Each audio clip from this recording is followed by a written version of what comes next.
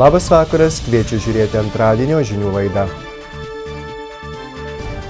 Šiandien Marijampolėje suinteresuotos institucijos tarėsi, kaip efektyviau dirbti socialinės rizikos šeimomis. Nuo šių metų degalinių lentynose jokio alkoholio. Marijampoliečiai šio draudimo nauda linkę abejoti. Savivaldybės vadovų susitikime su nevyriausybinėmis organizacijomis prisiminti praėję metai ir aptarti naujųjų darbai. Po savaitgalį Kėdainių rajone įvykusios skaudžios nelaimės, kai tėvas pražudė 2 savo vaikus, Marijampolėje suinteresuotos institucijos tarėsi, kaip efektyviau dirbti su socialinės rizikos šeimomis. Pripažinta, kad turi būti glaudesnis visų žinybų bendradarbiavimas. Su rizikingomis šeimomis reikia dirbti ne tik darbo valandomis, bet ir po darbo, bei švenčių dienomis. Socialiniams darbuotojams reikia sumažinti darbo apimtis. Marijampolėje planuojama kurti mobilias grupės, kurios socialinės rizikos šeimoms paramą teiktų operatyviai ir efektyviai. Po Lietuvą sukrėtusios Kėdainių tragedijos Marijampolės savivaldybės vadovai, socialiniai darbuotojai, vaiko teisių specialistai, policijos ir kitų suinteresuotų institucijų atstovai tarėsi, kaip išvengti panašių nelaimių, kaip efektyviau padėti socialinės rizikos šeimoms. O tokių Marijampolės savivaldybėje 166, jose auga daugiau nei 1,25 vaikų. Su rizikingomis šeimomis dirba 13 socialinių darbuotojų, kiekvienam tenka po 13 šeimų. Didžiausios šių šeimų problemos – girtavimas ir socialinių įgūdžių stoka. Mūsų kalbinti įvairių tarnybų atstovai teigia, kad nuo tokio įvykio esą niekas neapsaugotas. Nuo to niekas neapsaugotas, bet ką daro mūsų darbuotojos? Mūsų darbuotojos tikrai dirba labai, stengiasi su žmogum bendrauti iš širdies, stengiasi rasti priėjimą į šeimą. Tai yra labai sunku. Tai neįvyksta per mėnesį, per 2, per 3, bet stengiasi, kad tiesiog vos nepatapti šeimos nariu. Dirbam kartu, aš galiu pasakyti drąsiai, tikrai dirbam kartu. Ir su policijos dar taip nebuvo, kad mums nepadėtų policijos atstovai, ar ten nesuteiktų informacijos, ar netvažiuotų laiku, iš tikrųjų taip nebuvę. Ir medicinos darbuotojai, iš jų gaunam daug informacijos, ir kai reikia, ir konsultacijos gaunam, ir tikrai bendradarbiavimas, bent kiek mes susidurėm, tikrai vyksta. Kartais labai sudėtinga išvengti tokių dalykų. Tiesiog žmogus gal kartais pasielgia spontaniškai ir nuo to sunku apsaugoti. Tai iš tikrųjų tai kiek įmanoma, sakykime, darbą darom, profilaktiškai lankom tas, jeigu taip galima pavadinti, rizikos šeimas, policijos pareigūnai, sakykime, ir ypatingai apylinkės inspektoriai domisi, kokia situacija. Susitikime pripažinta, kad turi vykti dar glaudesnis visų žinybų bendradarbiavimas. Su rizikingomis šeimomis reikia dirbti ne tik darbo valandomis, bet ir po jų bei švenčių dienomis. Pritarta, kad socialiniams darbuotojams reikia mažinti darbo apimtis, vietoj dabar aptarnaujamų 13 šeimų reikėtų palikti 5 ar 7. Pabrėžtas ypač didelis psichologinių paslaugų poreikis. Noriu kalbėti apie tai, kad ir pozicija turi, valdžios pozicija keistis, požiūris į socialinius darbuotojus, todėl kad darbo krūvis yra labai didelis. Jisai reikalauja papildomų pastangų, todėl kad dirbti su tai žmonės yra labai sunku. Žinau pati. Ir noriu pasakyti, kad po kiekvieno tokio atvejo pasijuntam dėmesio centre, bet tas dėmesys labai greitai išblėsta, kai atsitinka kitas atvejis. Pasitarime svarstyta, kad Marijampolėje reikia kurti mobilias grupės, kuriuose būtų įvairių sričių specialistai, o jie socialinės rizikos šeimoms paramą teiktų operatyviai ir efektyviai. Reikia peržiūrėti rizikingas šeimas ir į šį sąrašą pretenduojančias sudaryti karštų taškų žemėlapį. Būdų yra. Vienas iš tokių būdų, kad negalima apsiriboti stebėjimų šeimų. 17 valanda, o po 17 jau kaip ten Dievas duos, taip jūs gyvenkite. Kažką reikia daryti, galvoti apie kažkokias galbūt mobilias grupės, kurios ir po 17 valandos stebėtų tas šeimas, žinotų tas aršiausius taškus, karščiausius, kad ten būtinai reikia apsilankyti ir pastoviam stebėjime, kad tai nelikti abejingiems. Nedaug dievė tokios nelaimės mūsų savivaldybėje. Pasitarimo dalyviai pripažino, kad imtis griežtesnių ir operatyvesnių veiksmų trukdo nesutvarkyta teisinė bazė, per mažas finansavimas. Specialistai ragina nelaukti vien jų pagalbos. Daugiau iniciatyvos turėtų rodyti bendruomenė, kaimynai, kurie greičiausiai pamato šalia vykstančias blogybės. Degalinių lentynose nuo šiol neišvysime jokio alkoholio. Taip tikimasi sumažinti alkoholio prieinamumą ir vartojimą, taip pat neblaivių vairuotojų skaičių. Tačiau marijampoliečiai tokias viltis ir patį draudimą vertina skeptiškai. Nuo sausio 1 įsigaliojo draudimas degalinėse prekiauti bet kokiu alkoholiu. Taigi degalinių lentynose jau nebeišvysime nei alaus, nei sidro, nei bet kokio stipresnio gėrimo. Alkoholio vietas čia jau užėmė kitos prekės. Marijampoliečiai sako, į degalinę užsukantys kitais tikslais ir alkoholio čia nepasigendantys. Kad nelabai turbūt. Nelabai gal. Šiaip gal aš ir už tai, kad būtų tik tam skirtose vietose.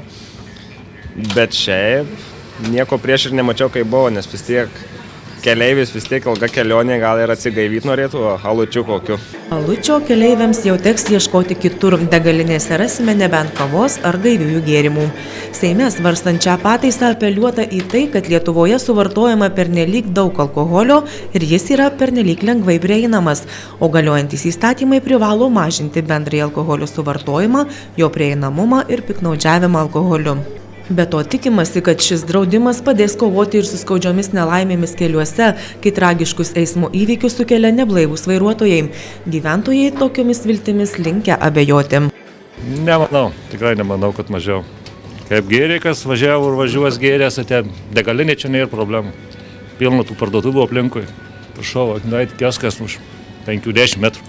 Sakot, veltui tas draudimas? Manau, kad veltui. Manau, kaip vartojo, taip vartos, tai gal vakare vėliau bus mažesnė prekyba, o šiaip tai kuo mažiau to alkoholio, manau, Lietuvoje reikalinga. Manau, kad įtakos tai neturės didelės, nes jau kas mėgo išgėręs jis prie vairo, tai žino iš kur gauti ir tikrai gaus. Vis tiek.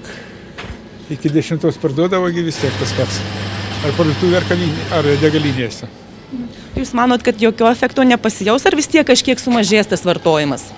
Gal, kai vairuotojai, kaip pavyzdžiui, aš furistas, tai gal sumažės, nes nebus kur nuvažiuoti su didelė mašina, nenuvažiuosi į parduotuvės. Kas nori gertas, ras prisigerti. Ar bus degalinė, ar nebus. Manau, kad įtakos neturės.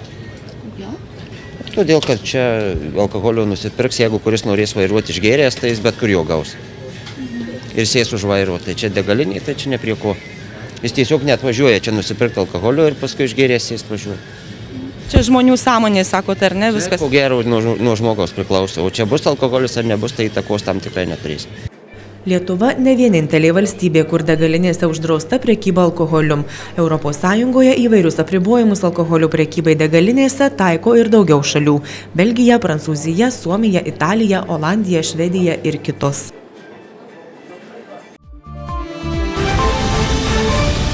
Vakar vakare 2 automobiliai susidūrė ant Kumelionių tilto. BMW, kurį vairavo blaivus 25 marijampolietis ir 52 kalvarijiečio vairuojama Audi. Sudaužytame BMW prispausta vairuotoja ir 23 keleivę vadavo ugniagesiai. Besilaukianti moteris buvo išgabenta į Kauno klinikas. Abiejų automobilių vairuotojai gydomi Marijampolės ligoninėje. Pirminiais duomenimis ant tilto kelio danga buvo slidi ir BMW automobilis važiavęs Kalvarijos kryptimi išvažiavo į priešpriešinę eismo juostą ir susidūrė su Marijampolės kryptimi važiavusią Audi. Visas įvykio aplinkybės aiškinasi policija. Vakar Šakių rajone 88 moteriai priklausančiame name buvo rasta ir paimta visas ginklų arsenalas. Savadarbis pistoletas, lygiavamzdis šautuvas, pistoleto dėtuvė, 2 skirtingų diametrų savadarbiai šaunamieji įtaisai, įranga šovinių ištaisyti, taip pat kapsulė, šratai ir daugiau nei 400 įvairaus kalibro šovinių. Paaiškėjo, kad visi ginklai priklauso 45 vyrui, kuris juos laikė nelegaliai. Mažiau, bet taip pat ginkluotas pilietis įkliuvo ir Vilkaviškio pareigūnams. Kybartų seniūnijoje sustabdytame automobilyje pareigūnai rado ir paėmė neteisėtai įgytą ir laikomą kastetą. Marijampolės pataisos namuose kalinčių nuteistųjų nepasiekė šventinės lauktuvės. Iš suspausto oro patrankos į įstaigos teritoriją iššautame pakete pareigūnai rado ne tik litrą alkoholio, bet ir užkandos vytintą dešrą su baravykais. Į sukčių spąstus patenka ne tik senoliai, bet ir jaunimas. 26 Kybartų gyventojas bandė internetu nusipirkti automobilį, tačiau tariamiems pardavėjams pervedus rankpinigius 350 eurų pirkimo procesas nutrūko. Minėtas pilietis liko ir be automobilio, ir be pinigų. Stojus tikriems žiemiškiems orams atsiranda galimybė sušalti. Kol kas šalčio aukų dar nėra. Šiame reportaže mediko patarimai, kaip gintis nuo šalčio ir kaip padėti sušalusiajam. Žiema sunkių išbandymų metas mūsų organizmui. Šiomis dienomis paspaudus šalčiams medikas gyventojams primena, kaip nesušalti. Pirmiausia, reikia tinkamai apsirengti, stengtis ilgai nebūti lauke. Pirmiausia, jis turi 3 dalykus atsimint. Šiltai apsirengti, galvą su kepure arba taip su kepure, pirštinėmis ir avalynė turi būti sausa ir laisva. Kojos neturi būti suspaustos. Spaudžiant šalčiui būtina vilkėti drabužius turinčius daug oro tarpų. Kad nesušaltų veidas prieš einant į lauką, skruostus reikėtų patepti riebiu kremu, kurio sudėtyje nėra vandens arba aliejumi. Medikas rekomenduoja spaudžiant šalčiams neiti į lauką išgėrus alkoholio. Mat daugelis šalčio aukų neblaivūs asmenys.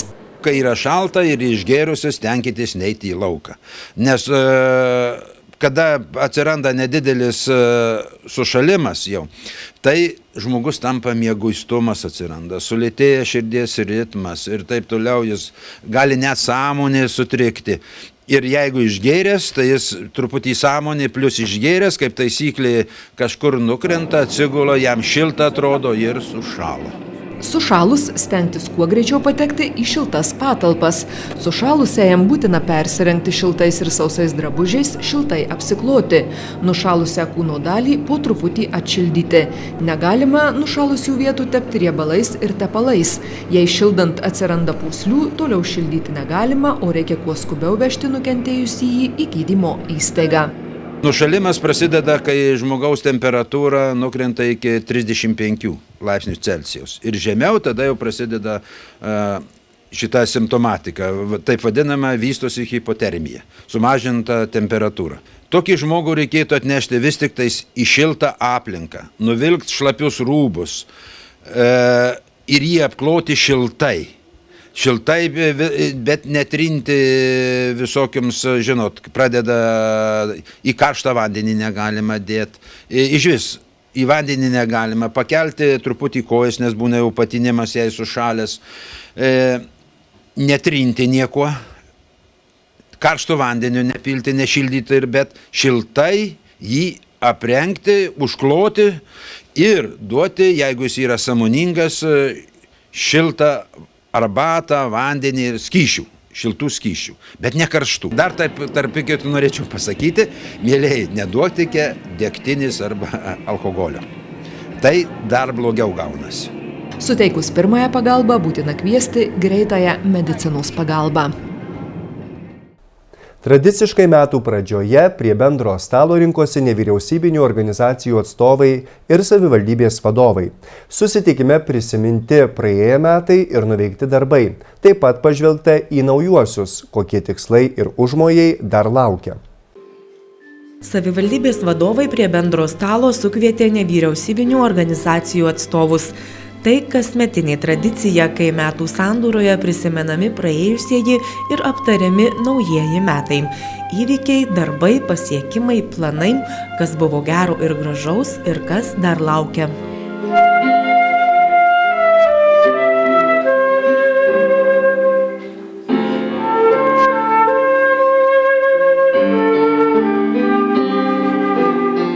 Pakalbintos savivaldybės nevyriausybinių organizacijų vadovės praėjusiais metais nesiskundė, sakė ir darbų nuveikta daug ir gerų rezultatų pasiekta.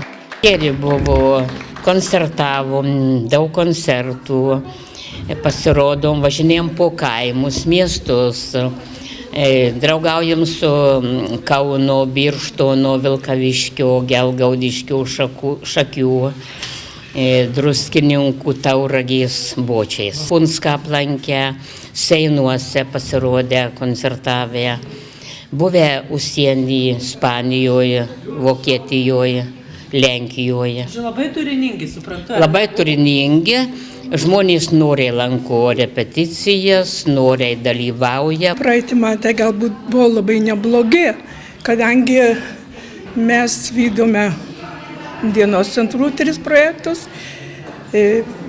Patašinė įsikėlė naujas patalpas, Varpo gatvėje naujas patalpas, o Degučiai atsinaujino. Vykdėme Gelbėkit vaikus organizaciją projektą alternatyvios pagalbos vaikų instituciniai globai, kad vaikai nepatektų į globos namus ir kad neliktų iš vis Lietuvoje globos namų. Tai manau, kad šitas projektas buvo labai plačiai vykdomas Marijampolėje, apėmė visas seniūnijas, buvo bendrauta su vaikų teisėmis labai daug ir buvo teikiama psichologinė pagalba šeimoms ir toms šeimos, kurios įsivaikinė ir tos šeimos, kurios turi problemų. Vadovės įsitikinę, kad veiklos netruks ir šiemet bus tęsiami jau pradėti ir pradedami nauji projektai. Daug tikslų ir siekių turi visi. Kuo daugiau pritraukti tėvų, nes dauguma tėvų nežino dar apie tokią kaip organizacija Viltis. Dalis nežinoma apie vaikų ligas ir nežinoma apie naujus įstatymų pakeitimus, kas liečia neįgaliuosius vaikus. Tai būtent pas mus mes tą informaciją visą suteikiame. Suteikiam galimybę tėvam kažkur daugiau laisvalaikio praleisti ir susitvarkyti kažkokius tai būtinius reikalus, nes galima pas mus palikti vaikučius. Ir ne tik vaikai pas mus ateina ir pagyvenę, ir seniorai, nes yra vis tiek tas nemažas užimtumas, nes kadangi yra atšyla, tai lankomis ir Vilties parke ir kartu bendraujam. Bendravimas, būtent jo visose organizacijose netrūksta ir būtent tai, ko gero, yra pagrindinis varikliukas, suburiantis ir išlaikantis šiuos žmonės kartu. Ir šio tradicinio susiėjimo metų pradžioje tikslas yra pabūti kartu ir pasikalbėti. Tuo pasidžiaugė ir meras, vertinantis kiekvieną galimybę susitikti su žmonėmis ir kiti savivaldybės vadovai bei administracijos atstovai. Visiems linkėja neprastesnių metų nei praėjusieji, gražių darbų, daug draugų ir šilumos. Štai tiek naujienų paruošėme šiandieną, su jumis atsisveikinu linkėdamas jaukaus vakaro. Sudie.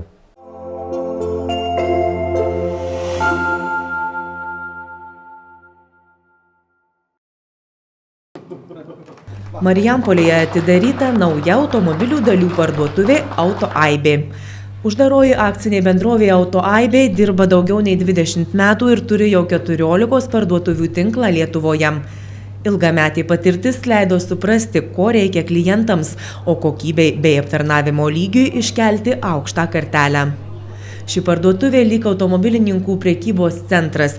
Čia siūloma 97% to, ko reikia lengviesiems automobiliams, pirkėjų patogumui visuose skyriuose savitarna. Prekybos salė gali ateiti, pasižiūrėti, pačiupinėti tą daiktą, yra chemija, aksesuarai, visi mašinai, remontui visos prekės yra. Labai platus asortimentas ir svarbiausia, kad gali ateiti ir pasižiūrėti, paskaityti, kas yra, nereikia klausti pardavėją. Tai tokių parduotuvių su salė ir kad galėtum pats pasižiūrėti, mažokai yra, net Lietuvoje net ir nėra, net ir Latvijoje nėra. Detalės, įvairiausi aksesuarai, akumuliatoriai ir lemputės, alyvos ir tepalai, autochemija, remonto reikmenys. Viskas, ko gali prireikti ir eiliniam vairuotojui, ir profesionalui, ir įmonėms, ir servisams. Profesionalūs konsultantai kilus bet kokiems klausimams ar neaiškumams visada patars ir padės išsirinkti tinkamiausią prekę. Didžiąją dalį prekių įmonė importuoja pati, todėl gali užtikrinti palankias kainas, be abejo ir kokybę. Jeigu prekia kokybės netinka, mes jos atsisakome iš karto. Čia vienareikšmiai. Jeigu 1, 3, 5 ten būna kokie nors nusiskundimai tos prekės, žiūrim, kas ten yra, jeigu matom, kad iš tikrųjų kokybė šlubuoja, tai atsisakom to tiekėjo. Keičiam prekes, jeigu yra nekokybiška, tai iškart be jokių didelių ten šnekų keičiam prekes ir tiek detalės, tiek visą chemiją ir visus aksesuarus. Jokių problemų toje vietoje neturėtų klientas turėti. Uždaroji akcinė bendrovė Auto Aibė stengiasi dirbti taip, kad pirkėjams būtų lengva rūpintis automobiliu. Jeigu reikia sutaisyti, atnaujinti ar tiesiog papuošti automobilį, drąsiai važiuokite į Autoaibę, net ir sekmadieniais. Čia rasite viską. Apsilankykite ir įvertinkite. Gėlyno gatvė 14, Marijampolė.